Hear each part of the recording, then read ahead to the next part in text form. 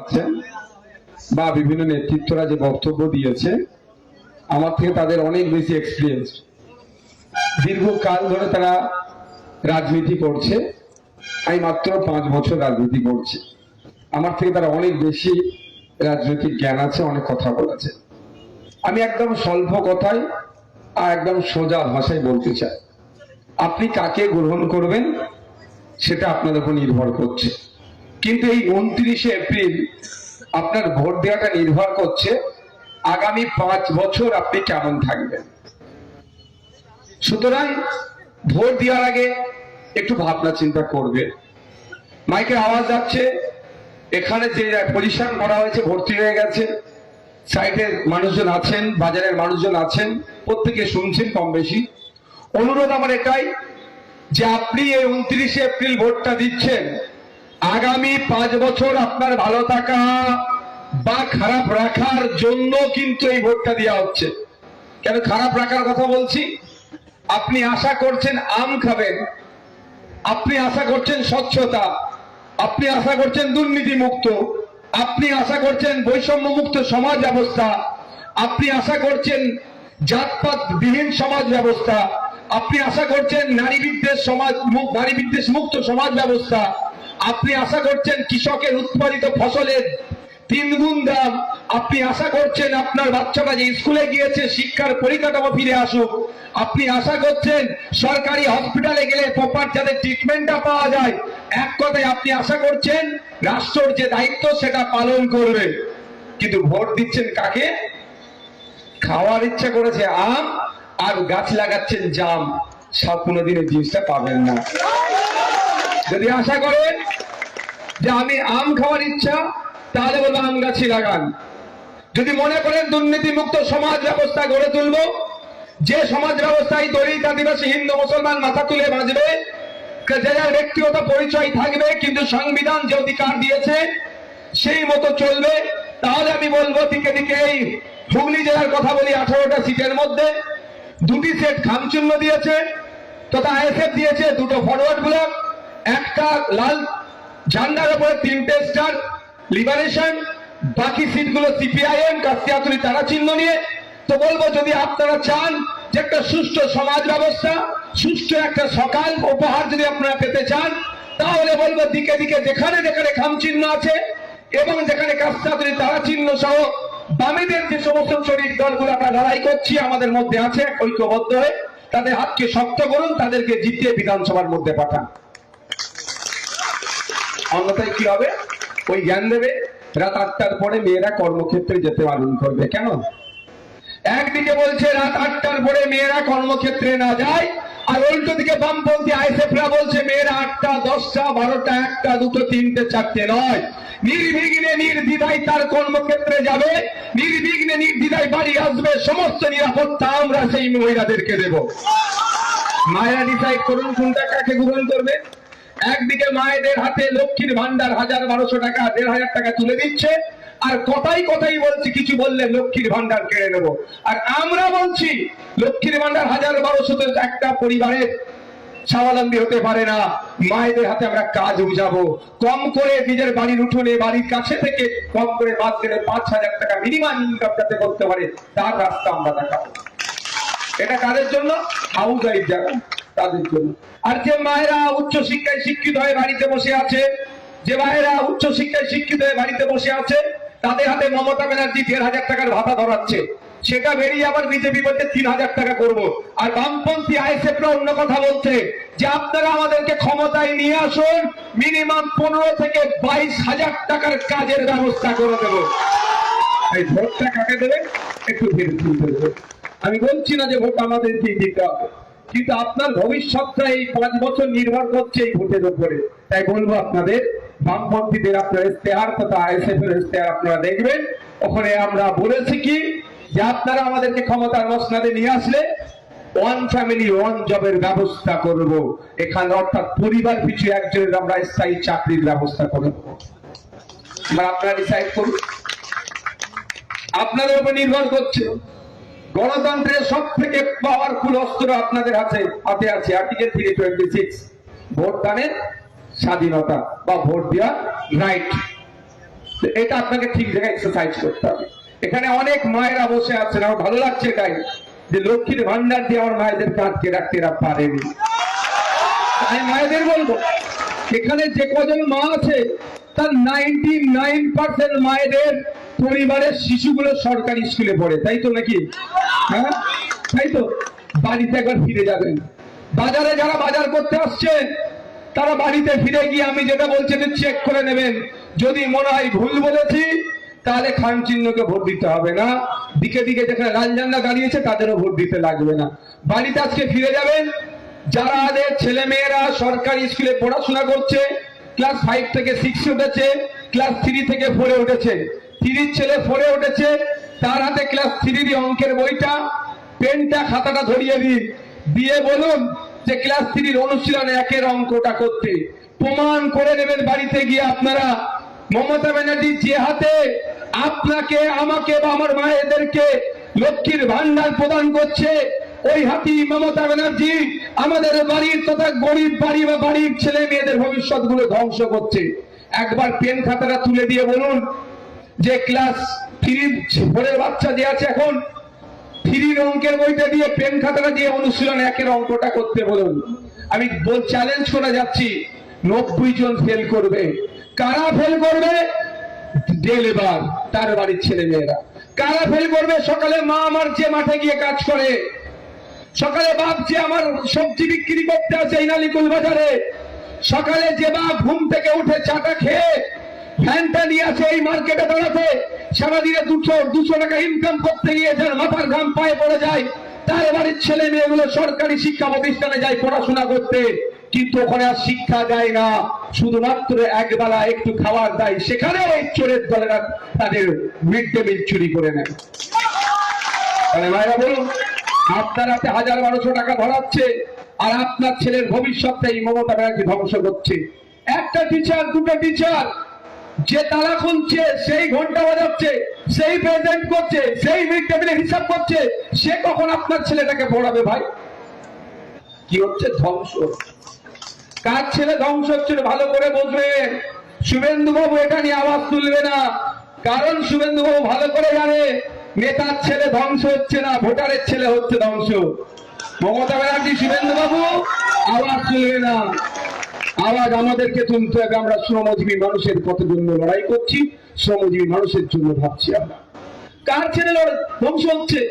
দিন আনে দিন খায় যারা, দিনে 300 টাকা ইনকাম করতে গিয়ে যাদের অনেক কষ্ট হয়ে যায়, তাদের ছেলেগুলো। কারণটা কি? মমতা ব্যানার্জির ভাইপো তার ছেলে নেতা হবে, আর আপনার আমার ছেলেগুলো ওদের হয়ে লাঠিয়াল বাহিনী হয়ে রাখার জন্য এখন শিক্ষা ব্যবস্থাকে ধ্বংস করে দিচ্ছে। আর আমরা বলছি, আমাদেরকে যদি ক্ষমতায় নিয়ে আসেন, প্রাইভেট স্কুলগুলো ঝাপ বন্ধ হতে শুরু করবে, সরকারি স্কুলের রমরমারে চমকাতে শুরু করবে।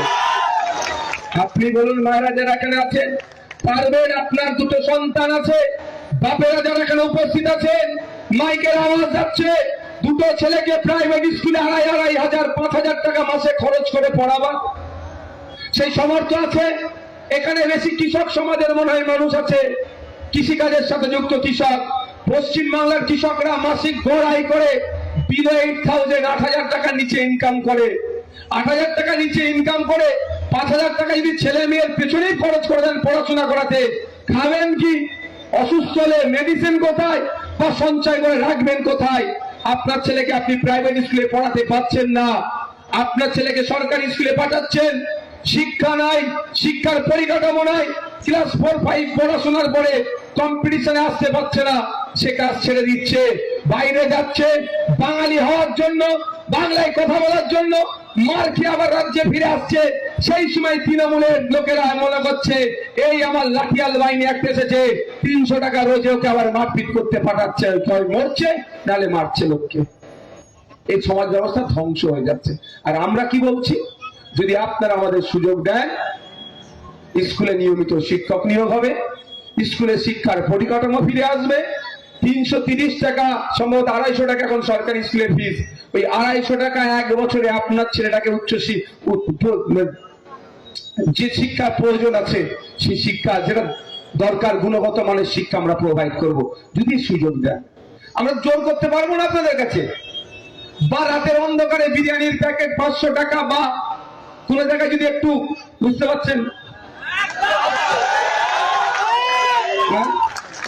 এই চলছে তো, ও আমি দিতে পারবো না, কারণ আমাদের চুরির টাকা নাই, ইলেকট্রাল বন্ডেরও টাকা নাই। আমরা মেহনতি মানুষের কাছে 2 টাকা 1 টাকা হাত পেতে পার্টি চালাই, আমরা পারবো না। 500 টাকায় যদি আপনি আজকে ভোটটা বিক্রি করেন, সবাইকে বলছি, মাইকের আওয়াজ যাচ্ছে, 2 কোটি টাকা 10 কোটি টাকা ইনভেস্ট করলো, 5 ভোটার পিছু 500,000 টাকা দিচ্ছে, আপনার ভালো লাগছে? নিচ্ছেন, আমি ছেড়ে দেওয়ার পক্ষে নয়, নিয়ে নেবেন, কিন্তু আমি বলছি ইনভেস্ট করলো, আপনি তাকে জিতালেন, 10 কোটি টাকা যদি খরচ করে, তো 10 টাইমস যদি লাভ করে 100 কোটি টাকা লাভ করবে। ও তো ব্যবসায়ী, ইনভেস্ট করেছে, আমি লাভ তুলবো, কোথা থেকে হবে? আপনার এই মাথার উপরে যে ট্যাক্সের, আপনার ট্যাক্সের টাকা দিয়ে উন্নয়নের জন্য যেগুলো আসছে সেগুলো লুট হয়ে যাবে। কেমন? 6 ফুটের ঢালাই রাস্তা, চওড়া 6 ফুট, ওটা দেখবেন 5.5 ফুট করে দেবে। 6 ইঞ্চি গেজ, ওটা করে দেবে 4 ইঞ্চি। এইখান থেকে যে টাকাটা বার হবে, ও 100 কোটিতে হিসাব পূরণ করবে। ক্ষতি কার হলো? আপনার হলো। যে ঢালাই রাস্তাটা 10 বছর উইদাউট রিপেয়ারিং এ চলতো, সেটা 2 বছরের পরেই খানাখন্দ হয়ে গেল, আপনার আমার চলাচলের অসুবিধা হয়ে গেল। তাই তাদেরকে আমরা সুযোগ দেবো কেন? আমরা বলছি না যে আপনি যে ওদেরকে দেবেন না, কিন্তু অনুদানে যায়, ওদেরকে যদি সুযোগ দেন এই ক্ষতি করবে। আর আমাদেরকে যদি সুযোগ দেন, আমি আপনাদের কথা দিয়ে যাচ্ছি, না লক্ষ্মীর ভান্ডার বন্ধ হবে, না কন্যাশ্রী বন্ধ হবে, না রূপশ্রী বন্ধ হবে, যে কটা প্রকল্প আছে সবটাই চলবে, বরঞ্চের পরিমাণটা বেড়ে যাবে, সাথে সাথে আরো আনুষঙ্গিক যেগুলো আছে সেগুলো ইমপ্লিমেন্ট হবে। কিভাবে সম্ভব বলতেই পারেন, আমি এতটুকু কথা বলছি। 2024-2024-এ আমি চ্যালেঞ্জ করেছিলাম 21শে জানুয়ারি, যে রাজ্যের সরকারি কর্মচারীদের নাকি ডিএ দিতে পারছে না, সরকারি কর্মচারীদের নাকি ডিএ দিতে পারছে না কেন্দ্রীয় সমাহারে। আমি 2024-এর 21শে জানুয়ারি একটা চ্যালেঞ্জ করেছিলাম, রাজ্য সরকার বলছে টাকা নাই, টাকা নাই, টাকা নাই, আমাকে 6 মাসের জন্য অর্থ দপ্তরটা দেওয়া হোক, যদি পশ্চিমবাংলার অর্থনীতির চাকাকে আমি সচল না করতে পারি, আমি চিরজীবনের মতো রাজনীতি থেকে সন্ন্যাস নেব। কারণ আমাদের যে অ্যাসেট আছে, সোর্স অফ ইনকাম যেটা আছে যথেষ্ট, কিন্তু চোরের দলেরা সব চুরি করে খেয়ে ফেলছে বলে আজকে আমাদের এই দুরবস্থা হচ্ছে। আপনারা বুকে হাত দিয়ে বলুন, সরকারি স্বাস্থ্য কেন্দ্রে গেলে স্বাস্থ্য পরিষেবা পাচ্ছেন কি পাচ্ছেন না? সে অর্থে পাওয়া যাচ্ছে না। স্বাস্থ্য পরিষেবা ধ্বংস হয়ে গিয়েছে, ভেঙে পড়েছে। কিন্তু গত বছরে পশ্চিম বাংলার জন্য, এই 10.5 কোটি মানুষের জন্য প্রায় 22 থেকে 25 হাজার কোটি টাকা বরাদ্দ ছিল আপনার আমার স্বাস্থ্য খাতে। টাকাটা কোথায় গেল? টাকাটা লুট হয়েছে, আর আপনাকে আমাকে হাতে একটা স্বাস্থ্য সাথী কার্ড ধরিয়ে ছেড়ে দিয়েছে। তাই আপনাদের বলবো, স্বাস্থ্য সাথী কার্ডের দেওয়ার প্রয়োজন নাই। বাইরে খানাকুলের মানুষকে, হরিপালের মানুষকে, নালিকুলের মানুষকে, হুগলি জেলার মানুষকে কলকাতায় গিয়ে চিকিৎসা করার প্রয়োজন নাই। বামপন্থীরা বলেছে, আমি অনেক আগে থেকে, বছর 2 আগে থেকেও বলে আসছি, যদি আপনারা আমাদেরকে এবার বাংলার মসনাদে পাঠান, কলকাতার RG Kar hospital, PG hospital, NRS hospital তুলে নিয়ে এসে হুগলি জেলায় আমরা বসিয়ে দেবো। জেলার মানুষ জেলাতেই ট্রিটমেন্ট করবে, কোনো বেসরকারি হসপিটালে যাওয়ার প্রয়োজন হবে না। একটা সরকারের 5 বছর মেয়াদ থাকে, কথা দিয়ে যাচ্ছি, 5 বছরে 5টা এনআরএস পিজির মতো স্টার হসপিটাল 5টা জেলায় আমরা তৈরি করে দেখে দেবো। পশ্চিমবাংলায় একটা সরকার চলছে না, একটা সার্কাস চালাচ্ছে দিদিমণি, সার্কাস চালাচ্ছে। মেডিকেল কলেজ থেকে রুগী রেফার হয়ে যাচ্ছে। আমি মেডিকেল সায়েন্সের স্টুডেন্ট না, তারপরেও বলছি, যদি এখানে কেউ থেকে থাকে বলবেন, আমি ভুল করলে আমি শুধরে নেব, সঠিকটা বলার চেষ্টা করি। আমি সবসময় ভুল ভর্তা আমি দিন আর দেবো না কোনোদিন। মেডিকেল কলেজ হচ্ছে স্বাস্থ্য ব্যবস্থার সর্বোচ্চ হাইয়েস্ট প্রতিষ্ঠান, মেডিকেল কলেজ। কিন্তু পশ্চিমবাংলায় সকাল বিকাল মমতা ব্যানার্জি মেডিকেল কলেজ ঘোষণা করছে, কিন্তু সেখান থেকে রুগী রেফার করেছে কলকাতায় যেতে হচ্ছে। তাহলে মেডিকেল কলেজ না করে ব্লক হসপিটাল নামই দিয়ে রাখতে পারতো। ওই আমরা করব না। আজকে এখানে অনেক মায়েরা আছেন, বাপেরা আছেন, ভিন্ন ধর্মের বর্ণের মানুষ আছেন, গুটি কয়েক কথা বলবো। কেন আজকে সংযুক্ত মোর্চার একমাত্র বিধায়কের উপরে টার্গেট? আমি তো সংযুক্ত মোর্চার বিধায়ক, আজও বলছি নিজেকে বলতে বেশি স্বাচ্ছন্দ্য বোধ করি। টাইম মনে পার হয়ে গেছে নাকি? 5 বছর কারা শুনতে চাইছে? আমি একটু বলতে চাই, দিদিমণি কেমন মুসলমানদের ভালোবাসছে, হিন্দুদের ভালোবাসছে, আদিবাসীদের ভালোবাসছে, দলিতদের ভালোবাসছে, আমি প্রমাণ দিতে চাই। শুনবেন আপনারা? হ্যাঁ, শুনবেন? তাহলে কেন আমার উপর এত রাগ? আমি যদি শুধু মুসলমানদের কথা বলতাম হয়তো আমার উপর এত রাগ থাকতো না। 2021-এ আমি এফিডেভিট জমা করেছিলাম, আমার নামে একটাও মামলা ছিল না। এই 26-এ এফিডেভিট জমা করলাম, 17টা মামলা হয়ে গেছে, মামলা বেড়েছে। আর একটা কথা শুনে রাখুন, 2021-এ যা না আমার ইনকাম ছিল, 2026-এ আমার ইনকাম কমে গেছে। এমএলএদের ইনকাম বাড়ে আর সংযুক্ত মোর্চার একমাত্র বিধায়কের ইনকাম কমে গেছে। মানে আমি ছুটিটা ঠিক করে শিখতে পারিনি এখনো, বুঝতে পারছেন? মমতা ব্যানার্জি আমার বা তৃণমূল আমাকে রাগ কেন? আমি বিধানসভার মধ্যে দাঁড়িয়ে জাত ধর্ম বর্ণের ঊর্ধ্বে গিয়ে মানুষের কথা বলি, সেটাই হচ্ছে আমার উপরে রাগ। বিধানসভায় 68 জন দলিত বিধায়ক আছে, এসসি সমাজের, শিডিউল কাস্ট সমাজের বিধায়ক আছে। আমি একবারের জন্য বলতে শুনিনি তাদের মুখে যে ফেক এসসি সার্টিফিকেট গুলো বাতিল করতে হবে। আজকে মমতা ব্যানার্জি দলিত হিন্দু মুসলমানের জন্য কেঁদে একদম হয়ে যাচ্ছে, চোখে প্রয়োজন চাইলে চোখে বাম লাগিয়েও কেঁদে নেবে একটু, বুঝতে পারছেন না? বাম লাগালে জ্বলবে, চোখে বার হবে, মনে করে প্রচুর কান্নাকাটি করছে, একদম কেঁদে গঙ্গা বইয়ে দিচ্ছে। কিন্তু আপনাদের বলে যায় 22% সংরক্ষণ দলিতদের জন্য, অর্থাৎ শিডিউল কাস্ট সমাজের, যারা আমাদের সমাজের শিডিউল কাস্ট হিন্দু মানুষজন আছেন, যারা 100 জন সরকারি চাকরি করলে 22 জন দলিত ভাই চাকরি পাবে। 100 জন উচ্চ শিক্ষায় যদি সংরক্ষণের আওতায় তারা চান্স পায়, 22 জন দলিত হবে। কিন্তু এই সরকারের আমলে কি হয়েছে জানেন? কথাই আছে দুধে পানি মেশায়, এরা পানিতে দুধ মিশাচ্ছে। আমি তথ্য তুলে দেখছি, দেখুন আমি সত্যি কথা বলতে দিতে মানে একদম ভয় পাই না। আর সত্যি কথা বললে মুসলমানের গায়ে লাগবে কি হিন্দুর গায়ে লাগবে ও আমি পরোয়া করি না ভাই, আমি সত্যি কথা বলি। এসসি কোটাতে মুসলমান চাকরি করছে, এটা হতে পারে? জীবনে কথা শুনেছেন? আমি হ্যাঁ, আমার কাছে প্রমাণ আছে। এসসি কোটায় দলিত হিন্দু ভাইয়ের কোটাতে মুসলমান সার্টিফিকেট বানিয়ে চাকরি করছে। কার আমলে? এই দিদিমণির আমলে। ওর বিরুদ্ধে আমি প্রতিবাদ করেছি। আদিবাসী কোটাতে নন আদিবাসী চাকরি করছে, 18 জন আদিবাসী বিধায়ক থাকার পরেও কারো সৎসাহসের প্রতিবাদ করা সংযুক্ত মোর্চার ভাঙড়ে এক বিধায়কই এর বিরুদ্ধেই লড়াই করেছে। কেন আমার উপরে এত রাগ? আর আপনাদের কেন বলছি বামপন্থী আইএসএফ এর হাতকে শক্ত করুন, ধর্ম বর্ণের ঊর্ধ্বে গিয়ে লড়াইটা আমরা করছি বলে। আজকে 22% সংরক্ষণ আছে, 100 জন চাকরি পেলে খাতাই কলমে 22 জন চাকরি পাচ্ছে দলিত, কিন্তু প্রকৃত দলিত কজন পাচ্ছে এটাই আপনাদের ভাবতে হবে। শুভেন্দু বাবু কথা নিয়ে জীবনে কথা বলবে না, হিন্দু হিন্দু ভাইদের স্লোগান তুললেও এ বিষয়ে একটা কথা বলবে না।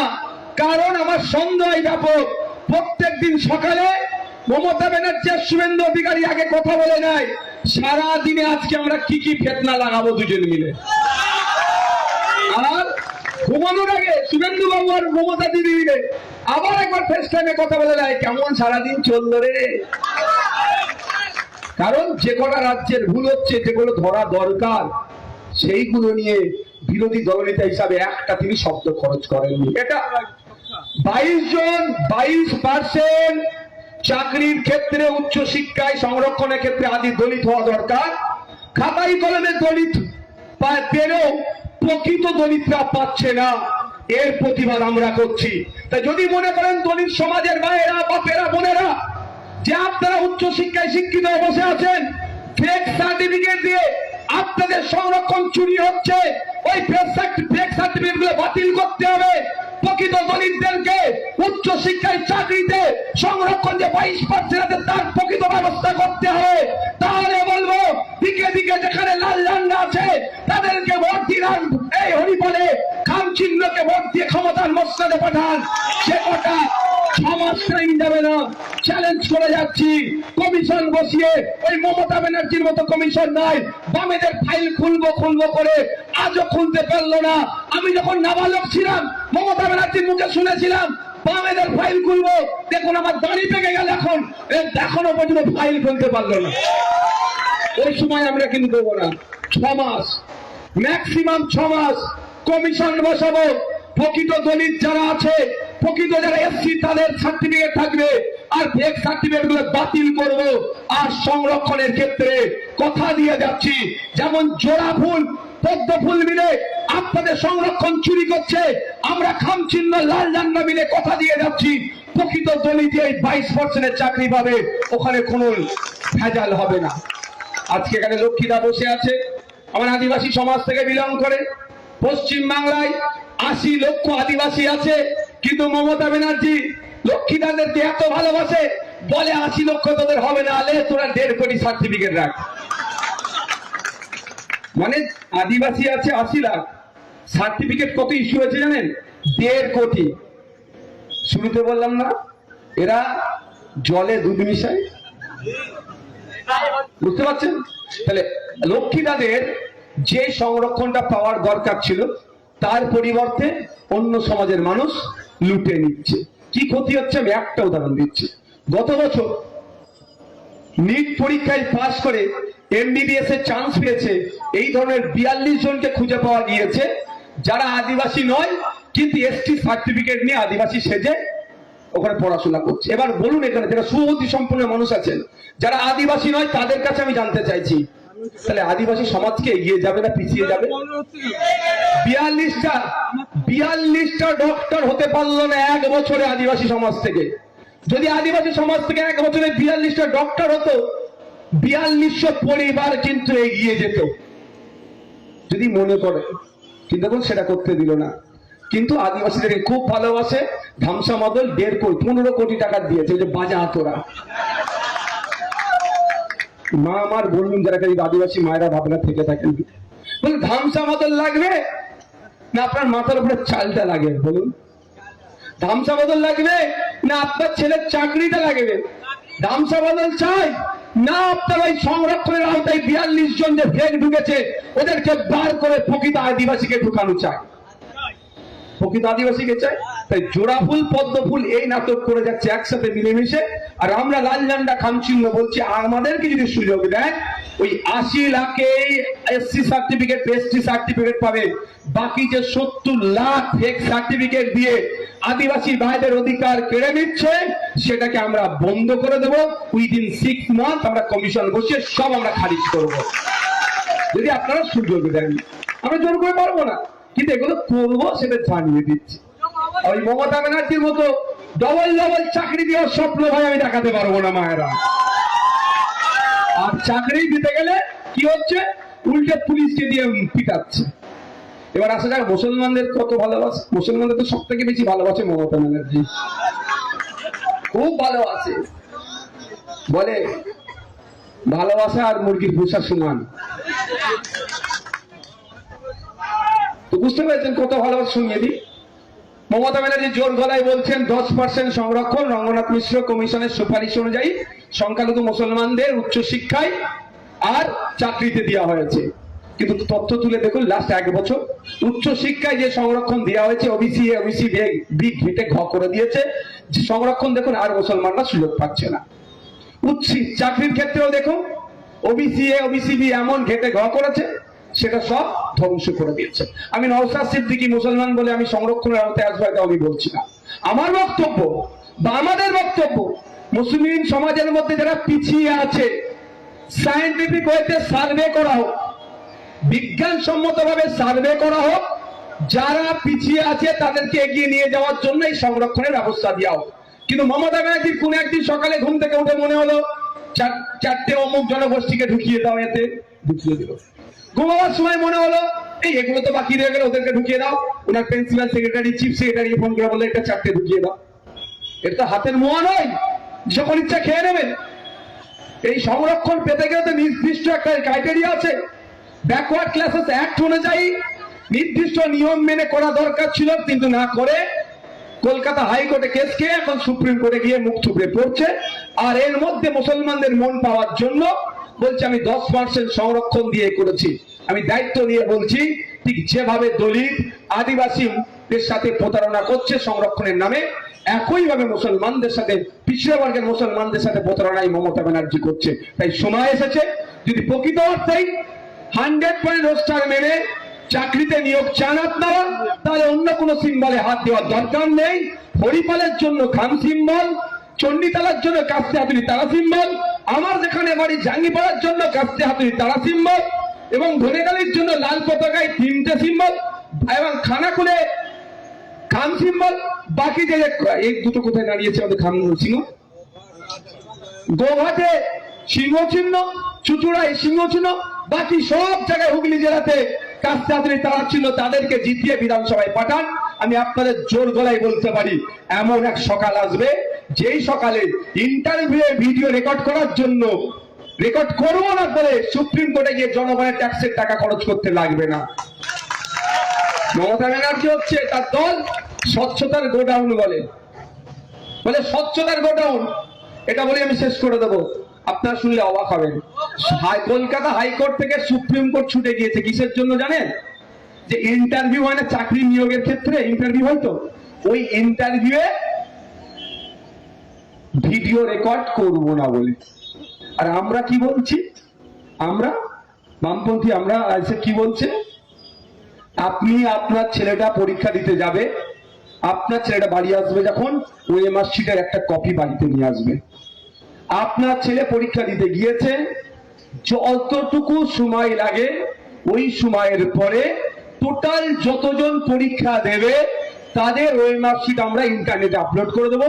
পৃথিবীর যে কোনো প্রান্ত থেকে যদি দেখতে চায় যে রহিমের ছেলে, রামের ছেলে, সীতার ছেলে, ফতেমের ছেলে, যারই ছেলে হোক না কেন, কতটা উত্তর দিল তার কপিটা সারা পৃথিবীর যে কোনো প্রান্ত থেকে লোক চাইলে দেখতে পাবে। এই স্বচ্ছতা আমরা আনবো। চুরি হবে তাহলে? সমস্যা হচ্ছে মায়ের, আপনারা বলুন 1,500 টাকা তো দিচ্ছে, আপনার ছেলেকে আপনি কষ্ট করে হরিপাল কলেজে পড়ালেন, যেমন আমাদের আমলেই তৈরি, নতুন তো কলেজ হয়নি, আর চাপাডাঙ্গাতেও তো কলেজ আছে, সব আমাদের আমলে তৈরি। পড়ালেন আপনি হরিপাল কলেজে, কষ্ট করে পরের বাড়িতে কাজ করে, মাঠে কাজ করে, হাড়ভাঙা খাটুনিতে ছেলেটাকে পড়ালেন, মেয়েটাকে পড়ালেন, মেধাযুক্ত হয়েছে, রিটেনে পাস করলো, ভাইভাটা গিয়ে আটকে গেল, কারণ আপনি 15 লাখ টাকা দিতে পারবেন না। আপনি 1500, এখন আপনাকে 1500 দিচ্ছে, কিন্তু আপনার ছেলে মেয়েটা চাকরির জন্য 15 লাখ টাকা ওরা বার করে নেবে। আর আমরা কি বলছি? আমরা কি বলছি মায়েদের? আপনি শুনুন, বাপেদেরও বলছি শুনুন, যে আমরা প্রথম কথা ওএমআর শিট ইন্টারনেটে আপলোড করে দেবো। দ্বিতীয় হচ্ছে আমরা বরং প্রয়োজনে আমরা কোর্টে যাব, যারা ইন্টারভিউ আসবে তাদের ভিডিও রেকর্ড করে রাখার জন্য। ওরা বলছে ভিডিও রেকর্ড না করে, আমরা করে রাখার জন্য। কারণ মা, আপনার ছেলে তো, আপনি তো 15 লাখ টাকা দিতে পারবেন না। আপনার ছেলে যত ভালোই ইন্টারভিউ এর উত্তর দিক না কেন, আপনার ছেলে 10-এ পাবে 4, আর ওই যুক্ত অক্ষর বানান করতে পারেনি বড় লোকের দামাল ছেলেটা, পড়াশোনায় মানে কি বলবো, অষ্টরী কিচ্ছু পারে না, ও 15 লাখ টাকা দিয়ে ইন্টারভিউ ঢুকছে। কারণ তাকে বলবে, বাবু তোর বাড়ি কোথায়, কি বাসে আসলি, কিসে আসলি, তোর দাদুর নাম কি, তোর দাদিমার নাম কি, ভালো আছিস, আজকে কি খেয়েছিস, যা চলে যা। ওকে 10-এ 9 দিয়ে দিল। ভুল বলছি নাকি? এটা আপনারা চান কি? যদি এটা বন্ধ করতে চান তাহলে হুগলি জেলায় দিকে দিকে যেখানে লাল ঝান্ডা আছে তাদেরকে ভোট দিন, যেখানে খাম চিহ্ন আছে তাদেরকে ভোট দিয়ে ক্ষমতার মসনদে পাঠান। দায়িত্ব নিয়ে বলছি যে দুর্নীতি নামক শব্দটা বাংলার ইতিহাস থেকে আমরা মুছে দেবো। ইতিহাস থেকে মুছে নয়, ইতিহাসের খাতায় ঠাঁই করে দেবো আমরা। দুর্নীতি কখন হবে? এবার ধরুন না, আপনার ছেলে ভালো রিটেনে পাস করলো, কিন্তু ইন্টারভিউ কেটে গেল, কোশ্চেনই তো করেনি আপনার ছেলেকে, বা যা করেছে সঠিক উত্তর দিয়েছেন, তাও 10-এ 4 পেয়েছেন। আর বড় লোকের দামাল ছেলেটা সে তাকে সিলেবাসের কোনো কোশ্চেন করেনি, কেমন আছিস না আছিস কোথায় বাড়ি শুনে তাকে 10-এ 9 দিল। আপনার ছেলে চাইলে যদি মামলা করে যে দুজনের ইন্টারভিউটা চেক করা হোক, তাহলে আপনার ছেলে কিন্তু ঘুরে চাকরিটা পেতে পারে। তার ব্যবস্থা আমরা করবো, বামপন্থীরা করবে, এই ওয়াদা আপনাদের কাছে করছি। আপনাদের উপরে ডিসাইড, আপনারা ভোটটা কোথা দেবেন। সারা রাত রামায়ণ পড়ে অনুরোধ এটাই আপনাদের কাছে যে আপনারা চোখ কান খুলে একটু চলুন, চোখ কান খুলে চলুন। কেউ হিন্দু হিন্দু ভাই ভাই স্লোগান দিচ্ছে, আর কেউ হিজাব টেনে বলছে আমি প্রকৃত অর্থে মুসলমানদের মাসিয়া।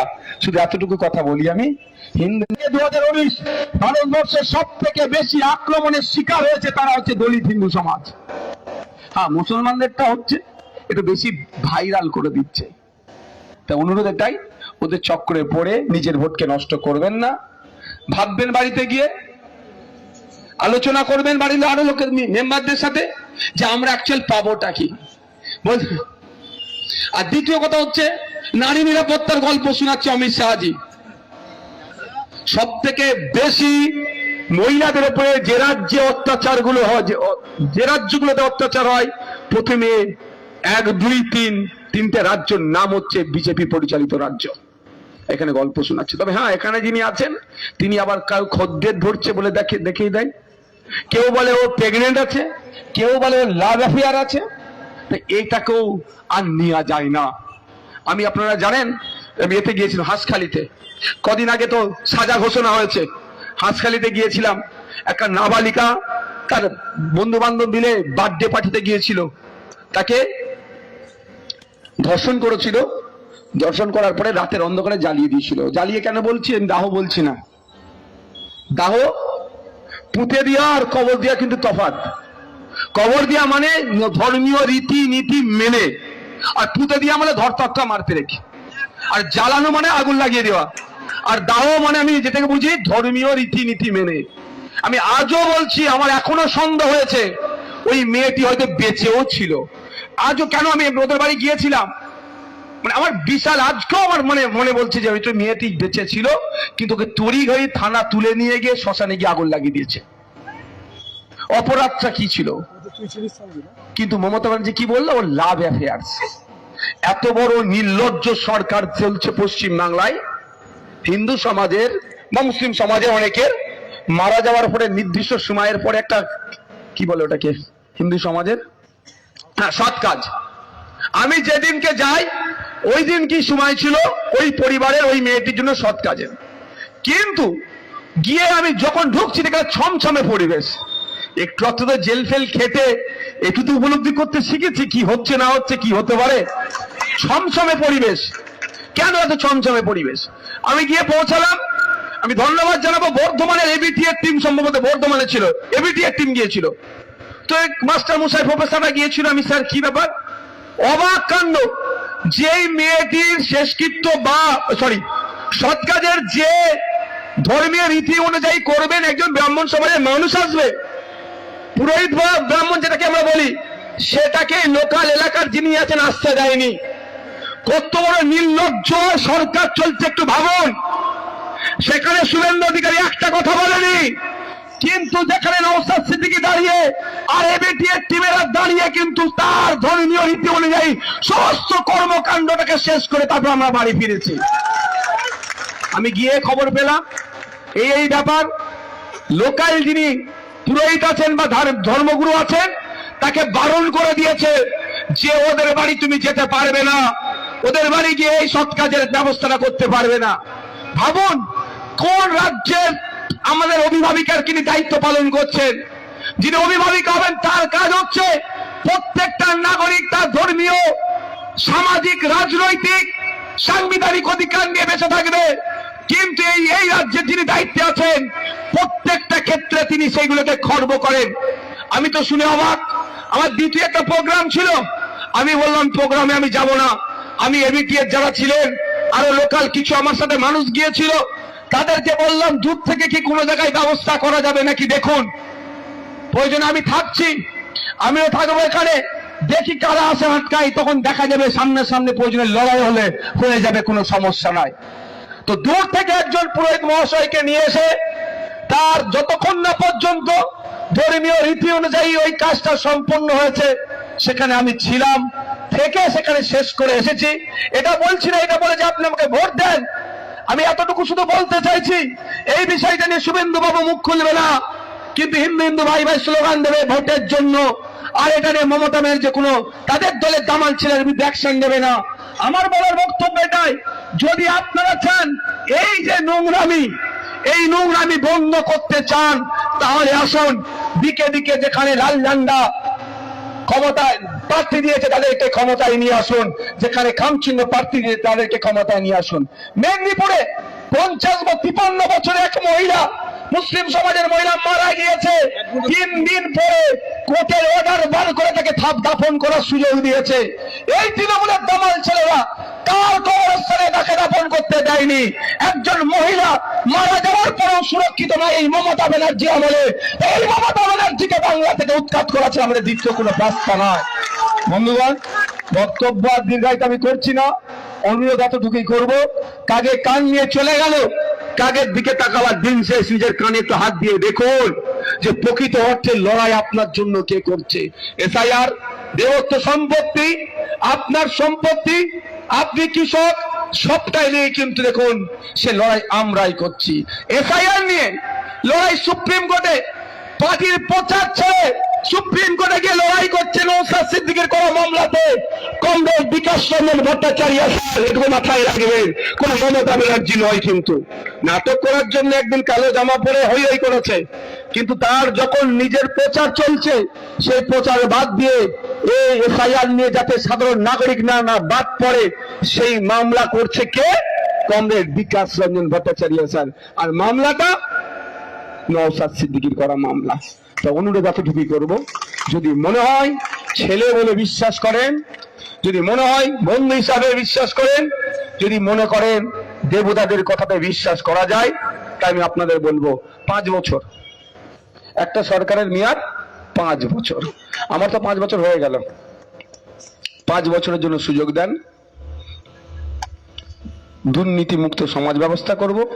সাথে সাথে আমাদের আরো অনেক প্রস্তাব রেখেছেন, সবটা তো বলার সময় সারা রাত পার হয়ে যাবে। এক কথাই, এই বৈষম্য মুক্ত সমাজ ব্যবস্থা, আমরা ওরাই বিভাজন থাকবে না, আপনি আপনার অধিকার পাবেন। এই আবাস যোজনার জন্য 30,000 টাকার কাটমানি লাগবে না, আপনার রাইট, আপনার অধিকার আপনার বাড়িতে চলে আসবে। আপনি আবাস যোজনার বাড়ির জন্য নেতার বাড়িতে আপনাকেও যেতে লাগবে না, এটা আপনাদের কথা দিয়ে গেলাম, আপনার অধিকার। এবার অধিকারটা আপনারা আওয়াজ তুলতে পারেন না বলে সমস্যা, এখানে আওয়াজ তুলতে পারেন না বলে সমস্যা, আওয়াজ তুললেই সব আপনার বাড়িতে চলে আসবে। সকলকে ধন্যবাদ জানিয়ে আমি আমার বক্তব্য শেষ করছি। 29 এপ্রিল আসছে দিন, খামচিহ্নে ভোট দিন।